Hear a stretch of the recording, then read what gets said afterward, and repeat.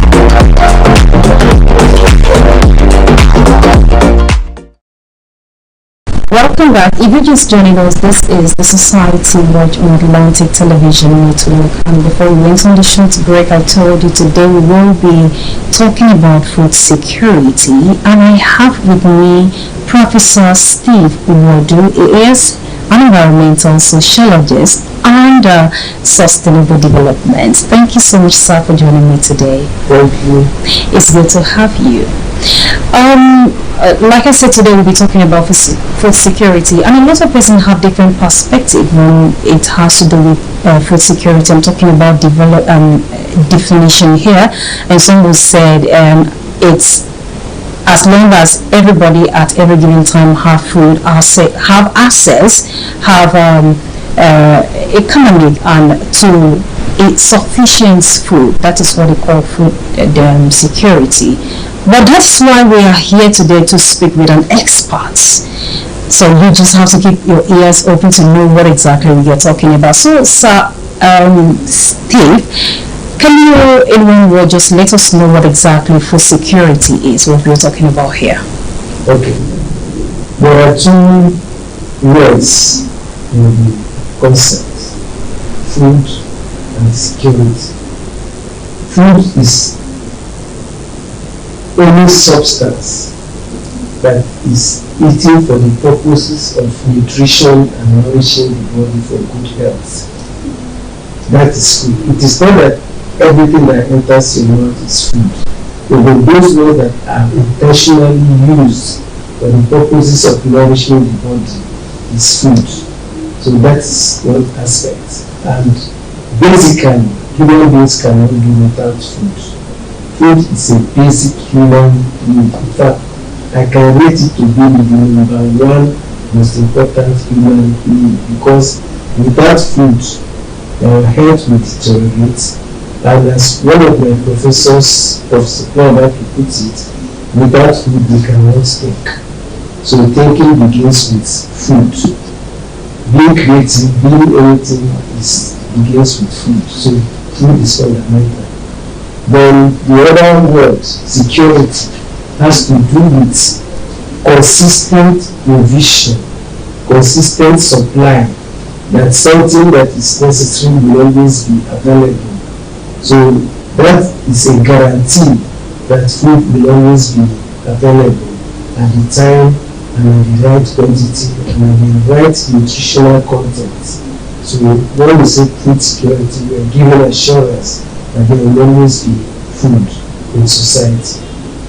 Oh, that is a good one. Now, talking about agriculture and sustainable production, how does agriculture contribute to food security globally?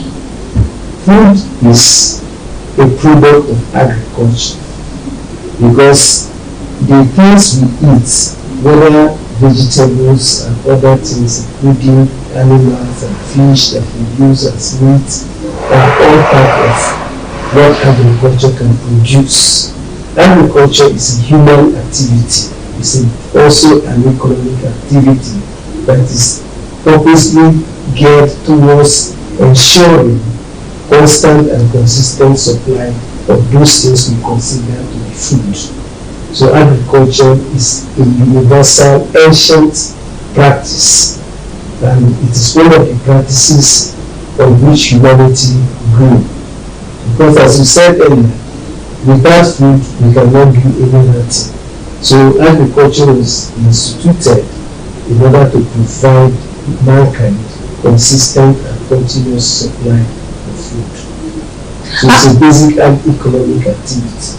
Are there major challenges in achieving, are there major challenges when we're talking about food security in achieving this? Yes, because the opposite of security is insecurity. That insecurity means that the assurance that food must always be supplied has been proven to be that it could go wrong. And history, both in history books and in ancient scriptures, bear witness to the fact that different societies are different, and even within a global perspective, there was a time, or there will always be time, or there has been time when food was no longer secured. So we now have the other concept called food insecurity. Food insecurity, therefore, is a result of challenges in the agricultural activities of the country. Because as I said, agriculture is first of all geared towards providing food security. When agriculture fails, or when there are slowdown in the agricultural activities such that there is a gap in the supply of food, then we now have food insecurity, which is a major problem that is presently harassing the world. The world is in a state of food insecurity. But is there anything that has been put together to be able to divert this? Because I remember vividly when you talked about food, that food is a major thing that human need. Of course, we all know. But when it has entered the insecurity aspect, it means that it becomes dangerous to human. So are there things that have been put together to be able to mitigate all of those? Yes, even historically, at any time food insecurity arises, or what we call hunger and famine. When famine occurs, and it has occurred, if you look at your Bible, you recall the food crisis in Egypt that led to what Joseph becoming the Pharaoh and all that. It is because that Joseph's experience was that somebody was brought in order to revitalize the agricultural sector of Egypt, which had failed at a particular point in time. So I'm trying to establish that it's a historical thing that has happened, and at any time it happens, activities are put in place to first of all reorganize society and reorganize the agricultural sector. Make provisions on how to revitalize agriculture, put people back to work, put the soil again back to fertility in order to encourage people to produce more food. We are at present time, the United Nations at global level have also put in several programs, several projects, several policies to ensure that food is available. That is why we have Food and Agricultural Organization. That's why we have World Food Program. We have also had a global program called the Hunger Project. So all these have been put in place at international level, at United Nations level, Food and Agricultural Organization, and even another group that's called EFRA have programs in other countries, especially in Africa, in order to ensure that there is a global effort towards solving the crisis of food insecurity. So yes, at country levels, each country also has been making progress towards creating or establishing or instituting efforts to guarantee that food is available in each country.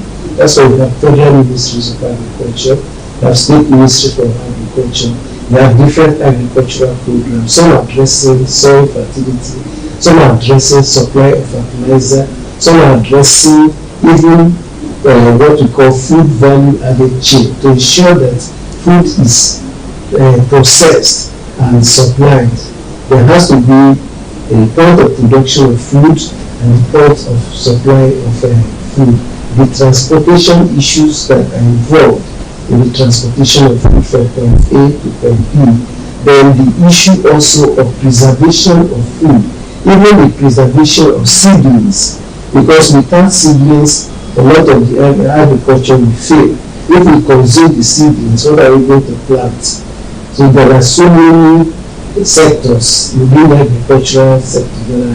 Those addressing issues of soil, there are those addressing issues of cultivation, and those who are addressing issues of water supply to different agricultural projects.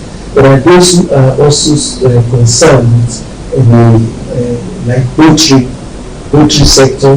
There's also the animal husbandry sector. So agricultural programs are multifaceted. Okay, now you have mentioned different organizations, and of course we know that all of these organizations are addressing different issues that's to have one goal. But I want to ask, what are the real strategies these organizations have put together to be able to enhance food security in different communities, farming communities?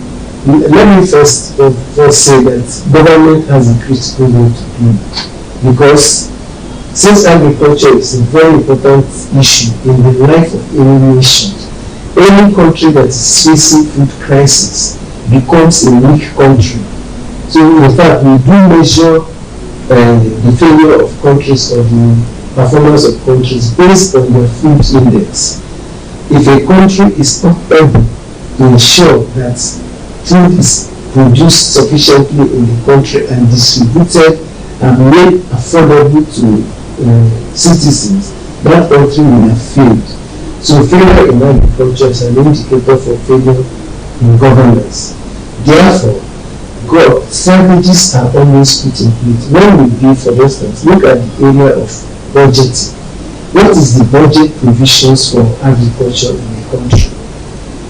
Considering the enormity of the food situation, it's expected that countries should increase their budgetary allocation and programs towards increasing food production in their country. So that is, we can address this issue of strategy by asking what is the policy and what is the budgetary allocation.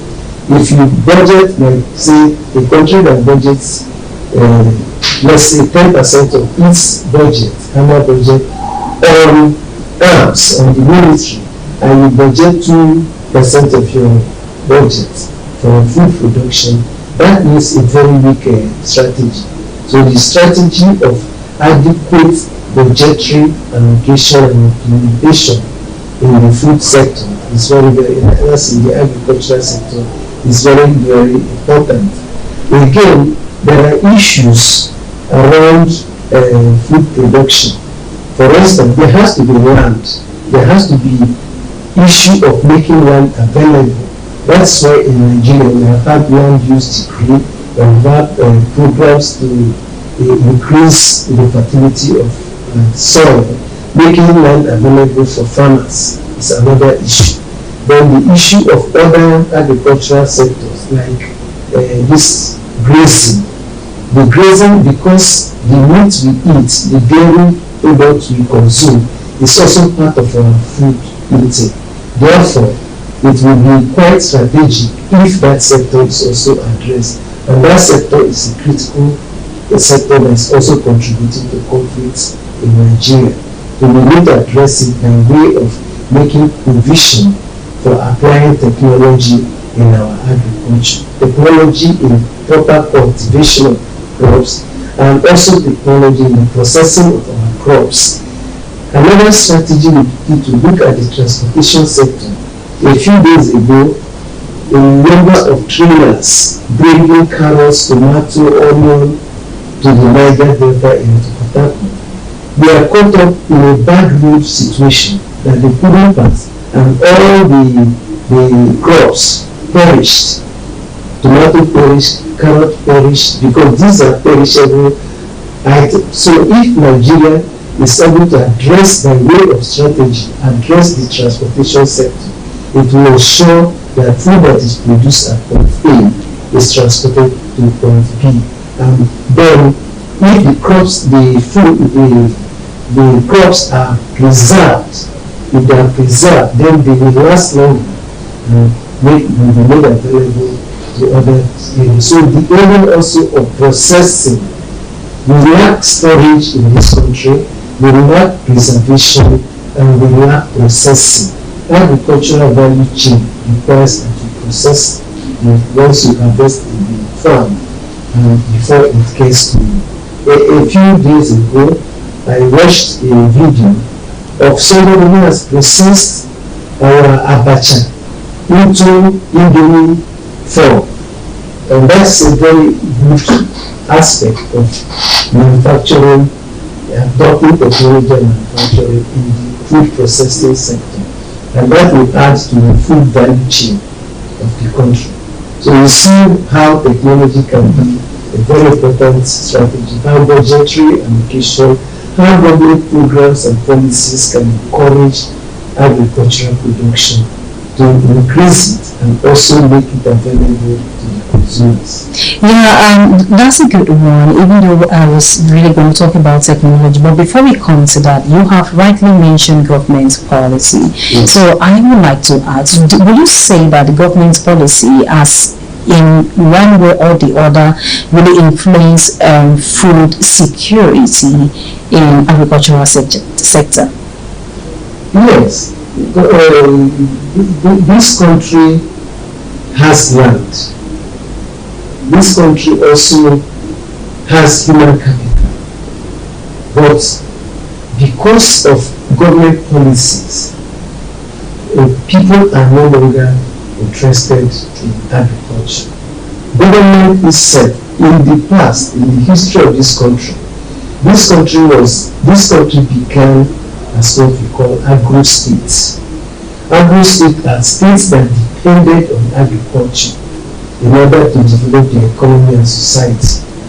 Between the time this country was expanded to the point when we discovered oil, Nigeria was an agro-state.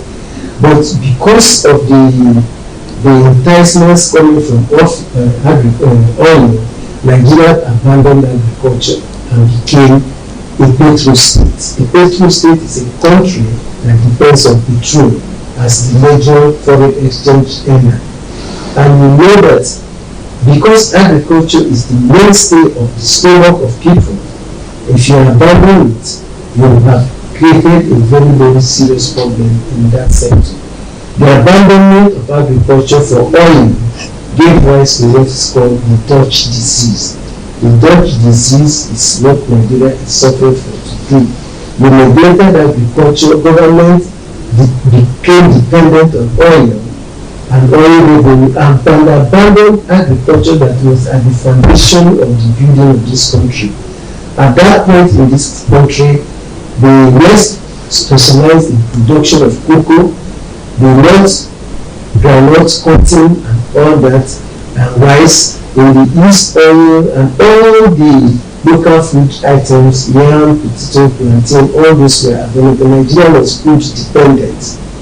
But when we abandoned agriculture and began to pursue the petro economy, hunger, food insufficiency, food scarcity set in, and Nigeria began to suffer from all the ills of what is called the Dutch disease. So government has a role to play, and we are seeing categorically that Nigerian governments over the years abandoned agriculture for oil. Oil doesn't even create employment as much as at the agricultural sector.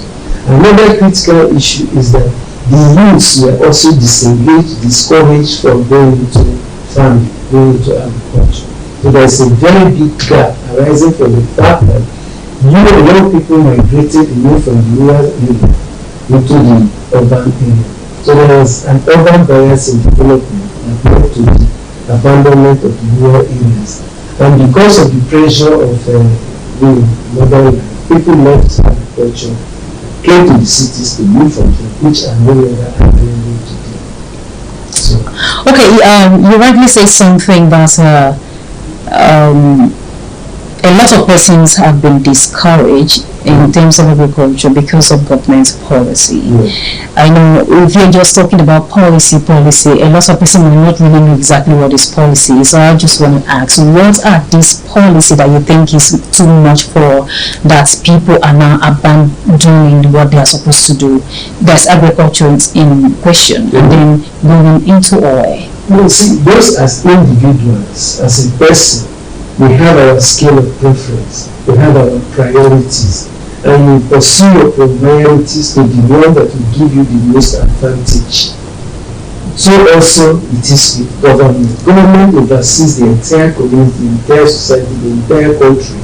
So government has the responsibility to guide the development of each country. And when government puts into action what they perceive to be the best strategy, the best approach to solving a problem, that becomes a policy. When we now begin to implement it, we now begin to look at projects and programs. So it is very, very fundamental that we talk about policy. Without policy, there will be no organized, institutional, governmental-led programs of actions to solve any problem. So policy is key. And because policy is key, we cannot neglect looking at how policies are being formulated and how they are being implemented, and even measure the outcome of the projects that emanated from policies and programs of government. So it is key. Okay, now let's talk about the traditional mechanized and all of those. Let's know what is the difference between then and now, even though we know that we are still we are actually talking about technology, that, like you rightly mentioned, even though we know we are still calling on governments to equip the farmers with enough technology. But how will you balance the traditional and of now? In my department, we have a course, and we have had courses that we study. We have a course on rural development, we have a course on community development, we have a course on peasant societies, and this has to do with agriculture. Peasant agriculture is the agriculture that is based on rudimentary technologies, rudimentary equipment, even purely based on the raw energy of people. And considering also that population has increased, the demand for food all over the world has increased because now the population of the world has increased. Therefore, there is the need to modernize agriculture. Modernizing agriculture is a very serious and holistic effort that begins even from engaging in land reforms, land tenure systems, changing also the technology, changing the processing of food and all that. So it is a huge aspect of human development and national development when we transit from rudimentary peasant agriculture to modern agriculture. Is there much difference between traditional agriculture and modernized agriculture? Yes. The difference is so huge that without transformation, we cannot be able to adjust to the modern needs of food production. Like I said, population has increased, consumption pattern has increased, and there must be a change from the way present agriculture is done, beginning even from the question of land availability, that's land tenure system, because land is fundamental in agriculture. If you continue to practice ancient traditional methods of land tenure, it may not be suitable for the large-scale agriculture that is required to address modern food needs in a highly populated world. So that aspect is important. You do land tenure reforms. You also try to make the people understand that it's not even the people, you introduce to the people new forms of technology that will require mechanization. So we move from agrarian systems that is based on military level into a new form of agriculture that is mechanized and must also be based on highly reorganization of society. But if you don't reorganize, make a transition from traditional society to modern society, it will not be easy to handle the demand for food. Okay, I was opportune to have a conversation with an elderly person once, and she was like, all these technologies that has come in place and just do everything fast is not really healthy for us, because when you work hard, that's when you use your hands, not machine, it will help you to live longer. And I'm like, okay, today I'm with an expert. Let me ask, are there advantages and disadvantages of this mechanized farming? I find it difficult to locate that disadvantage that mechanized farming can bring to a person. First, it simplifies the production process. And we're interested in production process. I know that by raw energy, your physical energy, if somebody is working and exercising himself, well, it can become a form of exercise arising from the use of raw human energy. It may have some health benefits, but overall, it doesn't hurt the person that you are no longer using home and machetes to do work, but you are now using tractors. You are now no longer using hands to grade garden. You are now using frying machines and so that you can do it in a large scale. There may be health benefits arising from physical exercise of the body. But the same thing, when your energy, when your labor is saved by modern technology, you can have time to exercise yourself. I don't think that advantage stands as something that should, because of it, we should fail to recognize, simply because it allows people to exercise their body. So how does traditional farming contribute to the landscape of agriculture in Nigeria? The traditional? Yeah, you see, as I said, there is traditional land tenure system. Each communities had their own. Each societies had their own. The way and manner traditional societies distributed land, their own land. And there is one fundamental practice that has to do with the fact that the land tenure system could prevent some people from expanding their field. You understand? If the community allocates to me one plot of land, that means I can only cultivate within the framework of what the community has given. But if I have money and I want to invest in an agricultural project that may require a large space of land, I will be limited by the traditional land tenure system. And that's one system that hinders extensive mechanized cultivation, because you cannot farm beyond the space allocated to you by traditional land tenure system. So if you want to invest in agriculture, invest even in cash crop resources, you know that we need more land. Modernization in agriculture goes by the pursuit with availability of land. So if traditional land tenure system limits us from cultivation, it also limits us from food production. The quantity of food that we produce under traditional land tenure system is different from the one that can be produced under modernized land tenure system. But of course, we talk about technology. When we talk about even ideology, the ideology of traditional agricultural, peasant agricultural system is limited within the consumption level of the community, the immediate community, or even household. That's why we say much of the agriculture at that time was based on what we call subsistence farming, farming for the purposes of immediate consumption.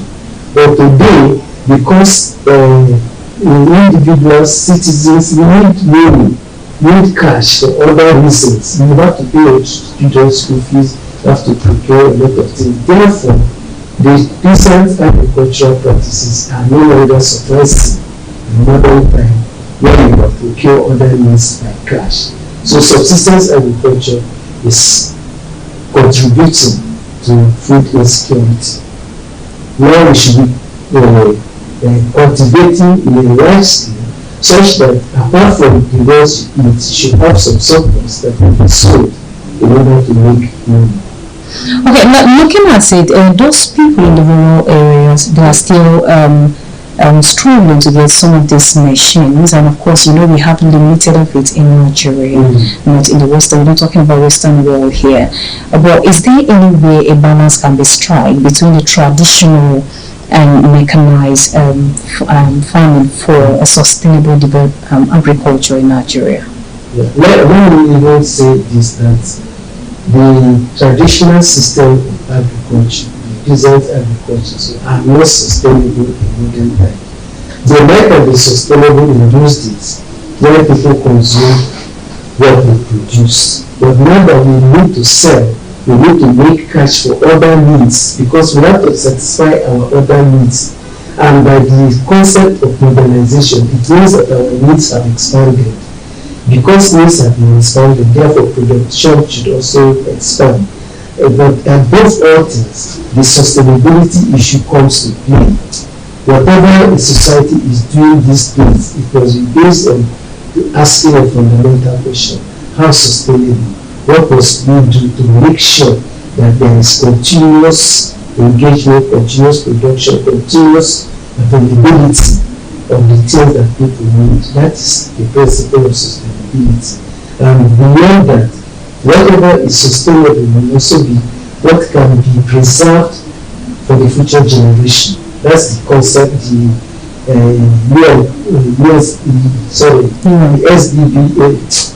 SDG concept of sustainability.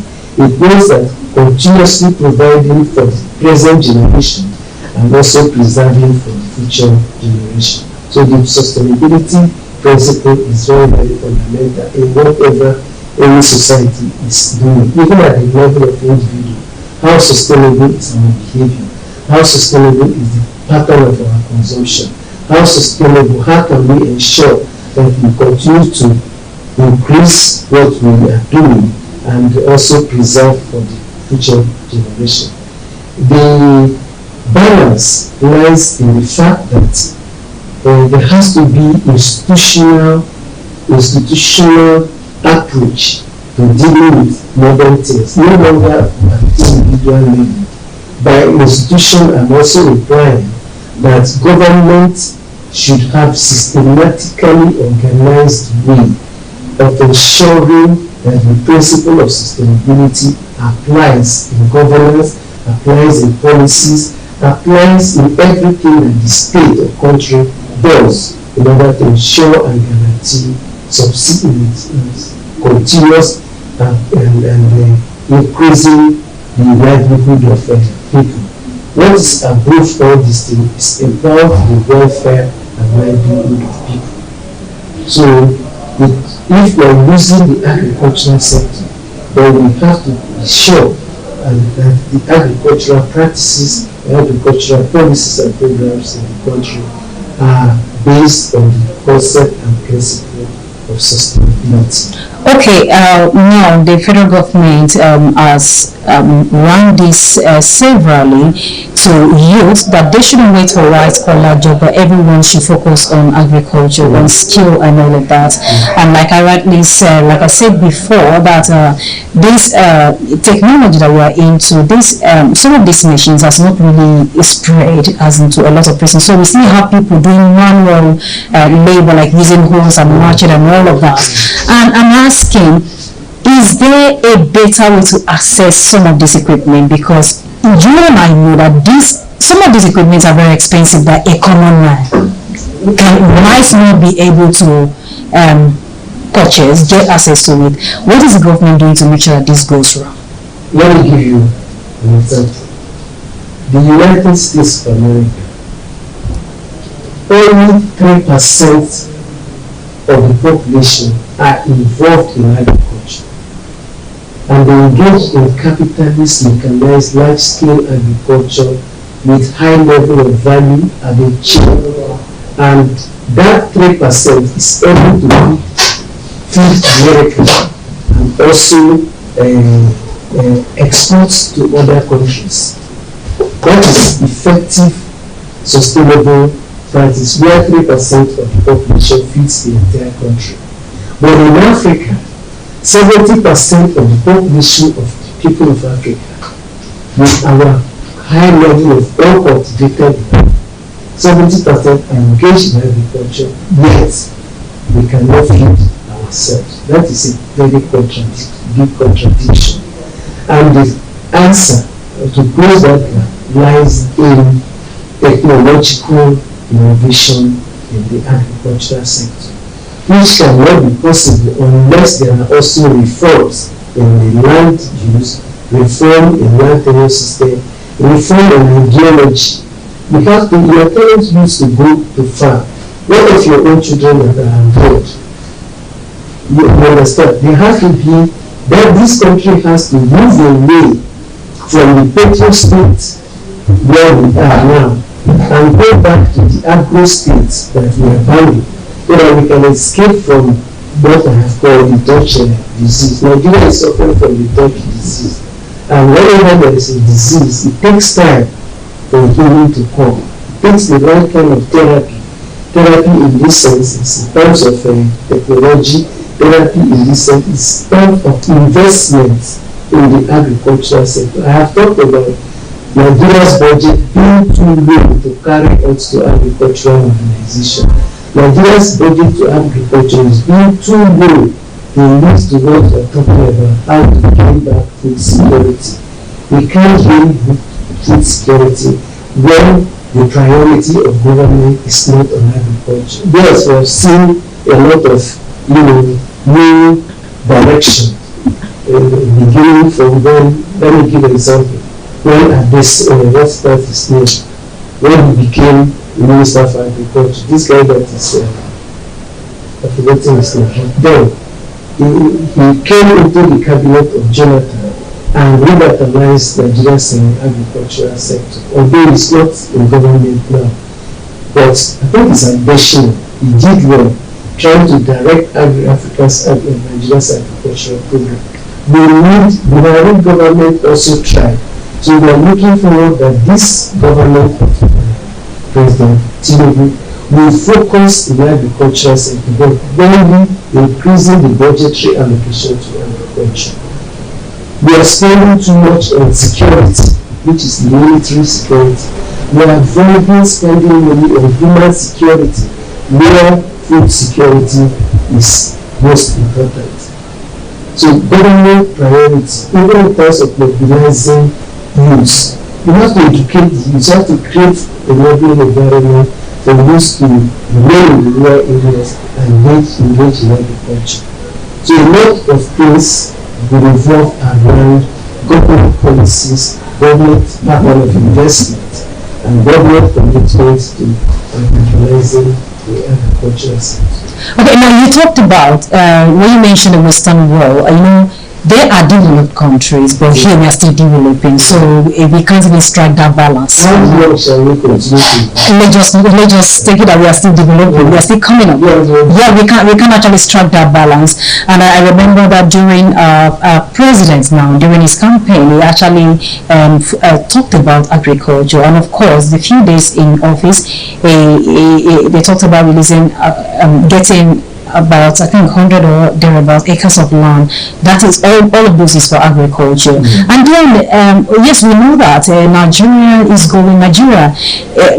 are actually going through a whole lot right now because of the removal of your subsidy, and then they tend to bring palliatives, like the UN said, if they don't equip the people with palliatives, that a lot might really go wrong.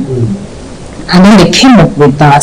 And some persons are saying, we don't need it as palliatives. Why not divert this money to skill, divert this money to some other thing? And here we are talking about modern farming.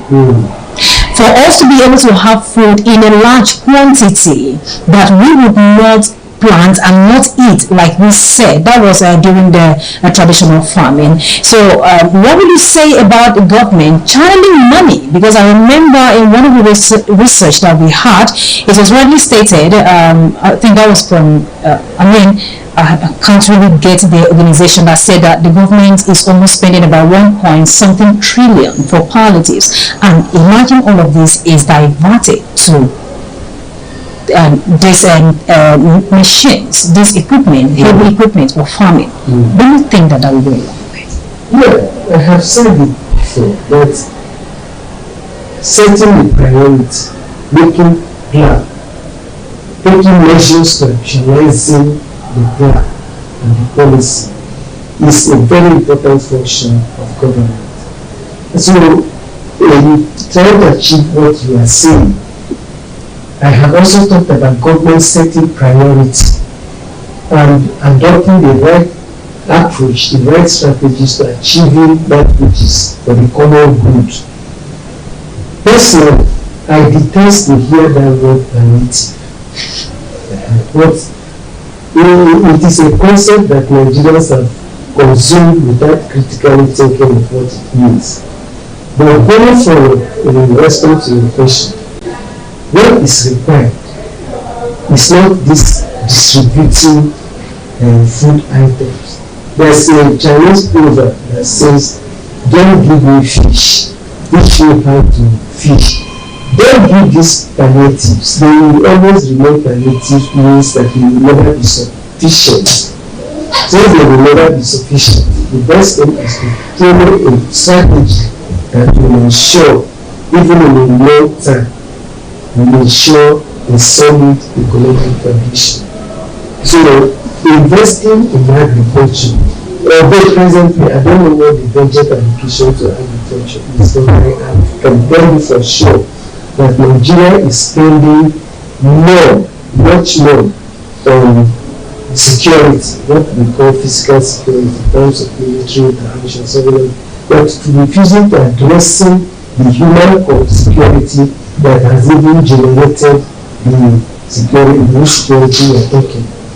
If you neglect the types of people, if you neglect employment, if you neglect food production, we are creating problem for humanity, for society, and it can be in the negative way of insecurity, of criminality, and so on. So, by way of what you have just said, it is expedient, it is now, and it must be done to invest in agriculture by way of technology, by way of budgetary allocation, by way of mindset change, behavioral change. You can't just get people to go into agriculture without mounting a serious campaign of behavioral change that will make people see value in agriculture. For now, agriculture lost its value. It was not like that before. A few days ago, I was just talking with somebody that I know in this river state, we had reason palm that became a middle class economic creator in River State. Before then, we had a rubber plantation. River State was producing rubber plantation at Ichie. But all that has been abandoned. Even the reason palm, if not for white people, maybe there's a foreign company running, we wouldn't do it. Look at how the beautiful program of Sunrise Farm was abandoned in River State, though here the present governor said he has visited Sunrise Farm. Sunrise Farm was a fantastic idea in modern agriculture, in modernized agriculture. A lot of time were acquired, crops were brought, new things were brought to increase agricultural productivity in River State. But all that I feel that the present governor is able to revitalize it. So also it applies across the country. Can we have back the cotton Can we have back the groundnut? Can we have back the palm oil? Can we get back cocoa? All those things are all very important. But because of the sweet crude we have, the sweet milk Nigeria was making from crude oil export, which we can't even manage. We can't manage the food roasting. We have long ago neglected the harvest. That's why we have poverty, we have insecurity, we have food insecurity. Because food insecurity is also pointed to the fact that there is hunger, there is famine in the land of plenty. This country is a land of plenty. I love that word. It is a land. It is called paradox of plenty. How can a country be so rich and yet so poor? It's a paradox completely. That we have all the producers there. We have all the land to cultivate. We have fertile land. This country was exporting fertilizer before from a mill, but so when is it? It calls for government taking strategically. All right, let's look at agrarian farming and climate change. How does climate change really affect this agrarian farming practice? Yes, climate change is very, very serious. What has happened over the geological years and what has happened over the climatic issues, beginning from global warming to ozone depletion, rural warming, which were also contributed by human economic activities, human industrial activities, and so on. So climate change is real. In some places, there is desertification, there is aridity, water is not available, and so on. But for me, humanity, the way human beings are today, humanity has the technology, the capacity to reverse every vagaries of nature. We can reverse or have a way of solving the problem of climate change. So climate change should not be blamed. What should be blamed is in the area of institutional approach to solving problems. So the way it has been presented, we are skeptical of blaming the failure of agriculture or the failure of anything on climate change. I have admitted that it is real, but I'm saying that humanity has the technology, the knowledge, the governance principles, the sustainability principles to guide the investments in agriculture so that we can solve the problem of climate change. I agree it's a problem, but it is not unsurmountable. In Nigeria, for instance, we know that the Chad has dried. That means all the activities around the Chad has reduced. The river are dry, fishing can no longer take place, the grasses are drying. That's why cattle have moved north south towards water area. But the worst of all, apart from climate change, the worst problem is insecurity that is troubling the few remaining farmers in their fragile soil. People can still do better than irrigation. You put water where there's no water. The soil can be improved with fertilizer. But are the citizens, are the indigenous of such communities having the security, the protection, the social protection, the community protection to engage in agriculture? So for me, the problem is not with climate change, the problem is with human organization of society. Now, with all of this that you have said, is this something like an empowerment put together like seminar or something to really put people through on how to manage climate change and agriculture, because you just mentioned one thing, that if there is a dry land, you got to put natural water. It's so that in terms of when it comes to dry season, you will not have issues. But some of these people that are not aware, is this something they will say the government organize seminars for other things? Are there organize seminar, call all these people together and teach them this thing? Because it is through seminar that we get to know how to use, even if government release machine today, they will not know how to use it until they teach them. But as governments looked at that area. Okay, just let me give you a brief example to buttress the fact that climate aridity desertification is not the problem. The country we call Israel is in a desert. They didn't have good soil. They were not producing enough until they decided to do what is called dripping. Dripping means that at everywhere you find anything planted, there is water dropping there. So it was a dripping kind of irrigation. And today, Israel is food sufficient and also even exporting food. Israel is exporting flowers, and here we don't even care about our flowers.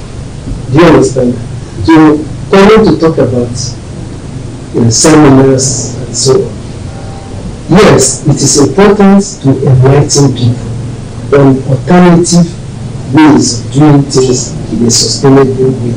Everything about sustainability is about alternative, providing credible alternative in order to solve the problem. In the university, for instance, in the University of Kentucky, in my department, we began to teach environmental sociology long time ago to draw people's attention to issues of climate change, issues of environmental destruction, issues of environmental insecurity, and so on. But government need to mount serious programs at rural level and rural areas, programs targeted at youths. But if you do all these programs without even modernizing the rural areas, you understand, I've said that 70% of Nigerians live in rural areas and are most likely to be involved in agriculture. But the incentives are not there, the education is not there.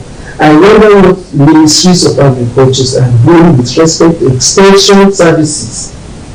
In the past, ADP, Agricultural Development Program, was based on extension services. Agricultural persons going to the rural areas to educate people, introduce new crops. You understand? If there are inventions in crops, you introduce this to the people, you tell them how to prepare the soil and so on. So that was agricultural extension programs. But it is no longer happening as it used to be before. With these programs, the demonstration farms are displayed in rural communities where farmers go and learn. If you go around, sometimes I wonder what faculties of agriculture in our universities are doing. They are not even involved in cultivation. They are not. I'm not just talking, I'm saying generally in all Nigerian universities. With how many universities we have, we also have the same number of faculties of agriculture teaching different issues, different subjects, different courses in agriculture. Yet the country has no food. But if you even go now to say, let's go to University X, let them take us to their faculty of agriculture, let the faculty of agriculture show us their demonstration farms. A university of agriculture can feed the campus. If the universities of agriculture, faculties of agriculture cannot feed the campuses of the active members of that campus, even provide food for students, then we are not serious. Nigeria has abandoned agriculture long ago until the government policies, if you even say enlightenment, it is even should even begin with enlightening government officials. What do they know about agriculture? What do they know about the extension services? What did they know even about climate change except rhetorical statements? These are the issues. But the government needs, it will be difficult for citizens to follow. You rightly made mention of something that just struck me. Yes, because I also have a friend that graduated from a department of agriculture, and then during their projects they will tell them, I'm going to my farm, I have this, I have that. But the moment they're done, they're waiting for a white collar job. Nobody wants to enter farm anymore. I know that a lot of many at times we are pointing out at the government should do this. What if the enlightenment starts from us? You understand what I mean? Like, I finished from university, from Department of Agriculture, and then I see a need that these people are not farming rightly. What if I start finding the government coming? Yeah. Let me say, for instance, in the University of Agriculture, we have a student entrepreneurial team. It's called Enactus. The beauty of the Enactus is anchored in entrepreneurship. Entrepreneurship, in the way we define it, is when we identify a problem plaguing people and we decide to be committed to it in order to solve that problem. That is entrepreneurship. The ability to conceive a problem or to identify a problem, take the opportunity in order to solve the problem. That is entrepreneurship. And so that's why in the University of Port Harcourt, for instance, we are called an entrepreneurial university. A university that is training people in the philosophy of entrepreneurship, not just to make money, but to solve a problem. Make money while solving a problem. And that's an opportunity for everybody. It's not just for the people in agriculture, but essentially addressing the matter. It means that since we have identified that there is food insecurity in this country, and rising even from how to produce and how to evacuate to the point of consumption, then it means that there are entrepreneurial opportunities within the agricultural sector. How do we enlighten people? How do we motivate people? How do we encourage people? Even when we say we are unemployed, why should we be unemployed where there are problems to be solved? Which is, you can become entrepreneurial in the sense in which you take advantage of your knowledge and your skills and your competence to solve a problem. But the point is that between what has really affected Nigeria so bad is that we have acquired an immediacy syndrome. We need to achieve it now, and what the people you can express as uzu by fire by force. Without knowing that if you plant corn today, it will take you like 3 months to reap the benefit. So a lot of problems, a lot of issues revolve around governance directing the people. That's the way I see it. The people will be ready to do their entrepreneurial efforts, but what are the incentives? What are the energy, electricity? You see, even people who are trying to pick up a living, how police security agencies are destroying people's crops, how poor transportation. You know what it costs to buy a trailer load or transport a trailer load of onions and the carrots and what is perishable tomatoes. By the time, because of bad road, they could get to a point of consumption, everything has damaged. Poor people lose millions and nobody compensates them. When the government is doing programs on social protection, the social protection program should even protect the people, the market women, the people who are engaged in food distribution should get social protection, get some kind of support. Palliative should not be distributing rice. Unfortunately, I see people jubilating when they go and collect a half bag of rice. That is not palliative. That is, it is an insult. to the best I can tell. If you give me half of the rice today, how long will you last me and my family? Teach people how to farm rice. So I don't know if I've answered. And then give them the rice. As in summary, teach people how to fish. Don't give them the fish. Right? Don't give them, but you can give them the equipment for that is required for their farming. Yes. And then everything is going to be smooth. In the past, the old River State government had a very expansive rice production farm. There was one in a place called Premagri Rice Project. About 10 years ago, I was doing a study in Ori area. We went to Premagri. All the equipments, all the houses, all the factories that the old River State government established Premagri Rice Project, because it was like they can produce paddy rice as countries like Vietnam are doing, the same environment, the same water area. But the government died and perished completely. But by now, if that program had survived, River State, old River State, because Rivers and Bayelsa would be rice sufficient. We can't even be plantain sufficient. We have an environment that's good for plantain. Who says that states cannot export products, agricultural products? In a good state, I think so. One of the governors did well, that at the time they were exporting vegetables. So who says that government should not invest in agriculture, make it modern? In the colonial time, Nigeria built farm settlements in well-established farms. They built residences for farmers. People live there. Schools were also built, so that the farmers' children go to school within the proximity of the farm estates. So thank God that this administration and we have people who put people first.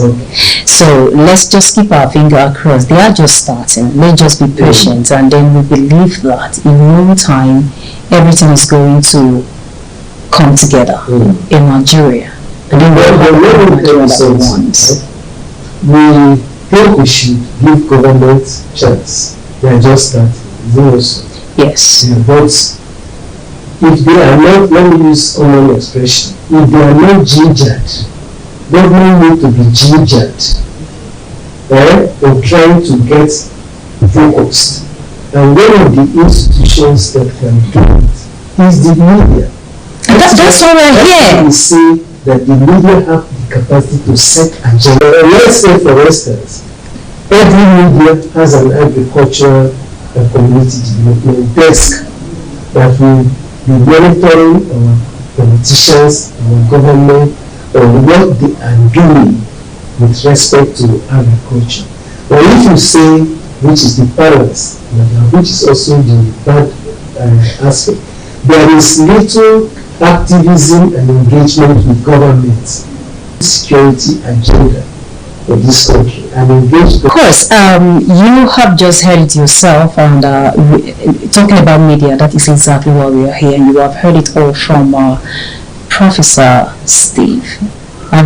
You grant me this interview today. You have just spoken deep into agriculture. Meanwhile, this is the much we can take on today's interview. We have been talking about food security, agriculture, and sustainable production practice.